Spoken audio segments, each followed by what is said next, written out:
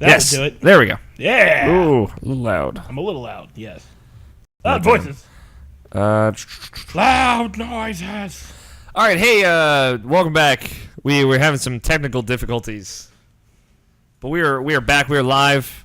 That audio is going. That's bad. Yeah. Bethesda. Bethesda happened just a few moments ago. Yeah, we just Bethesda just finished up their E3 media briefing. Yeah, they did. So I know we want to talk about Fallout. Oh, we'll save that for last because there's a few things that happened before Fallout that coming out this year, as we now know. I figured to just put that out there. 11. Alex O'Neill, also Greg Blaney with me as always. What's up? My compatriot. I'm here. Tony's in the background. Hi. Hey, Tony. Gus is in the background too, although I think I'm hiding him. He's hanging out with me. He's asleep. He's sleeping hard. So let's just talk about what we saw. So they opened up with Doom. They opened up with the thank yous and stuff. Oh yeah, they opened up with the thank yous and they were like, yeah. This is the first time we've ever done this. We're really excited about it. Yeah, and they were really excited about it.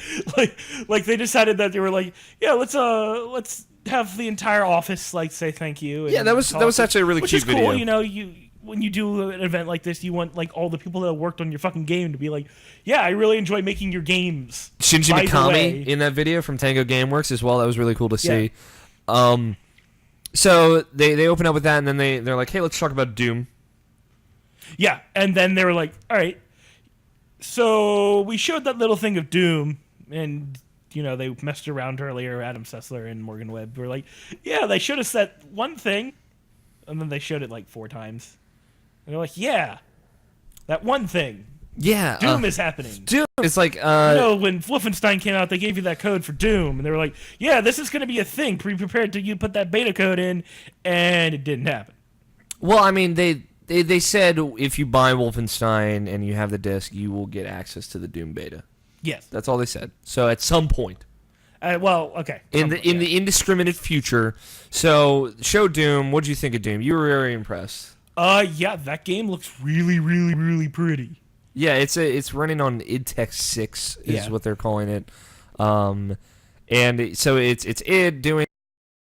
I don't know. Yeah, it's pretty. It's fast paced. It looks like it was running at 60 frames per second. Yeah. It looked really pretty. Yeah, I was impressed. It looks fun. It looks like it knows what it is. It's gory, violent. It's basically an homage to the original Doom. I mean, that's what they did with Wolfenstein: The New Order. That's what they're doing with Doom. With like new mechanics layered in. They're just being really cheeky with their new games. They know that these games haven't been out in a while, and we're messing with new technology. Let's go back to the old stuff and retrofy it. Yeah. And give you something that you guys have all wanted before. I wonder if they can. That's my phone. I wonder. You want to mute it? Yeah.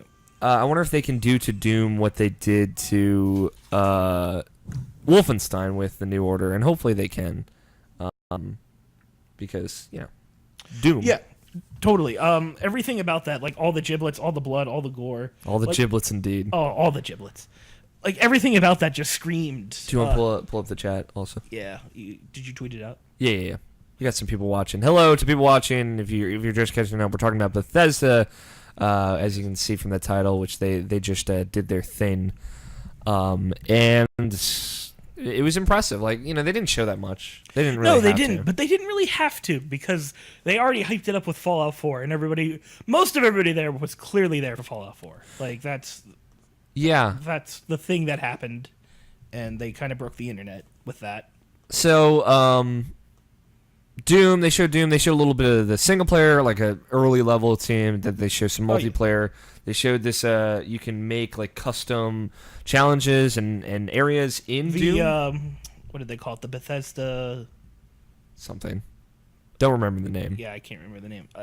Things happened in my mind, went blank for a while, guys. Trust me. So they talked a little bit about that, and they showed it off. They showed off like how easy it is to kind of like make it even on like a controller. They showed both PS4 awesome. and Xbox One making those custom levels. Yeah, that was amazing. I don't think there's been a level creator like that on any system other than maybe. Far Cry's Forge with Halo is the that's the closest comparable thing. I mean, even Far Cry's level creator doesn't stand up to what that was doing. Yeah, it was very stripped down in a way that you could probably make a lot of really cool, complex things, but the controls were simple. But again, the retroness of that Doom gameplay was fantastic. They were cycling through the guns. They started off with the Weapon shotgun. wheel. Yeah, the weapon wheel. But they cycled through the guns. They started off with the normal pump action shotgun, Which you could like charge up to Yeah. shoot like multiple shots like directed, yeah. like better accuracy. And then they went from that, and they went ahead and was like, "We're gonna be a little cheeky here. Here's a double action or a double barreled shotgun." So they pulled that out, and they started shooting things with that, and everybody cheered because it's, when you pull out a shotty, you better be like John Gotti and kill all those demons. All right. Shotty like John Gotti. God damn it, Greg. This is what you're here for. So they showed a little early Doom campaign, late Doom campaign. Yeah, they went to hell. They actually went to hell. sure as hell did. They pulled out the chainsaw, guys. When you pull out the chainsaw, you know shit's going down. A little bit of multiplayer. And that thing sliced through things like Overall impressive. Very fast paced. very fast paced, correct. There's like a double jump. It's very like the guy's wearing like a heavy suit. As you were saying, it was very Metroid-esque. It was Metroid and Halo, kind of like somewhere in the middle of that. True. And it was clever. I even said at the very beginning, it's like, oh look, Halo. yeah, it's. that helmet did kind of look like it was very Master Chiefy. Yeah, but the jumping and everything felt very Metroid Prime, I should say. Yeah. But overall, I'm highly impressed with it. I'm impressed with everything that they're doing with that.